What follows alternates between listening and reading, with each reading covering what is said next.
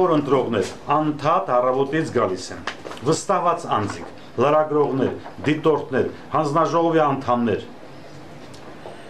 ընտրատարածքայինի անդամներ, անդադ զանգեր, անդադ պահանջներ, անդադ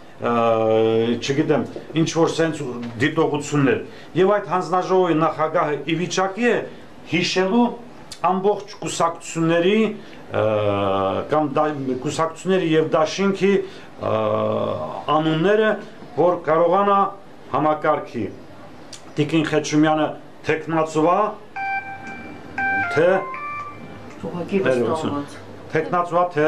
վստահված ով պետքա դա համակարգեր այդ բեյջերի տրամադրումից սկսած եւ դուք հստակ կձևակերպեք օրենքի խախտումը օրենքի խախտումը այստեղ դուք որոշեք օրենքը թույլ է տալիս որպեսզի յուրաքանչյուր կուսակցություն դիմի կենտրոնական դրական հանձնաժողով ստանա վկայականներ եւ այդ վկայականները տրամադրի իր վստահված անձանց Այսինքն առանց կենտրոնական ընտրական հանձնաժողովի իմացության բացառվում է որ կենտրոնական ընտրական հանձնաժողովը տրամադրում է այդ վկայականները բայց նա ինչ տրամադրում է կուսակցություններն էլ տրամադրում են վստահված անձանց վկայականները ես չեմ ասում նախկին օրենսգրքով անուններով տրամադրում էին կենտրոնականին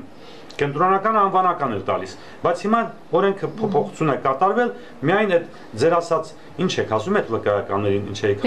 բեյջերը հա տրամադրում են մաքուր ու գրում են տեղերում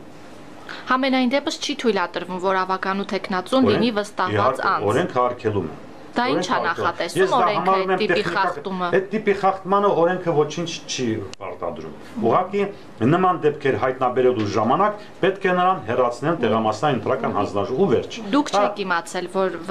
տեխնացուն վստահված անձ է Ինձ զանգահարել են ժամը մոտորապես